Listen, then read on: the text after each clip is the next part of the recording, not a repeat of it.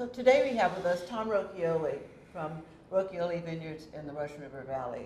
Just fabulous, fabulous winemakers from way, way back. You're the third generation. I am.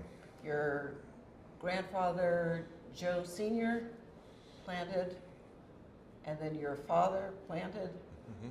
You all were among the very first to plant Sauvignon Blanc, of all things. Correct. The first planting of that was 1959. My grandfather and my father together put that in, and a little bit ahead of their time. They were getting away from the jug varieties. That all happened right after the hops. Our family was quite involved in growing hops. Really? And there's a hop kiln next to us, and my grandfather ran all of that. But hops went out of favor there. And so to find the next crop, they were a little progressive in looking at fine grapes and not just the jug wines. So, and your Pinot Noirs, those are transcendent. Your very first estate Pinot from 85. 85. Mm-hmm. You released it in 89? I think it was like 87. 87? Okay. And it was on the Wine Spectator. cover of the Wine Spectator. Best? Yeah. And That's that was your first estate? Yeah, that was a stroke of luck right there. But I'll take it every time. That takes more than luck. It was wonderful. What was so special about that year?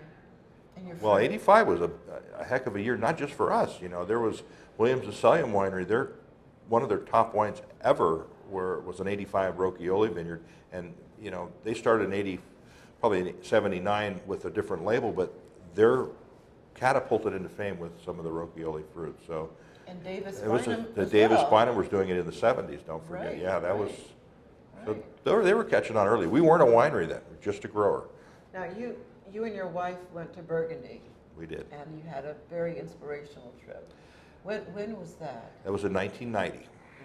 Okay. And it was inspirational. It was the reason why we have a single vineyard program. And the reason why is we're at Romani Conti. We were able to taste some of the most spectacular wines that they ever produced, including a 1945 La Tâche and a 1964 Montrachet. And this Get is in outta 1990. here.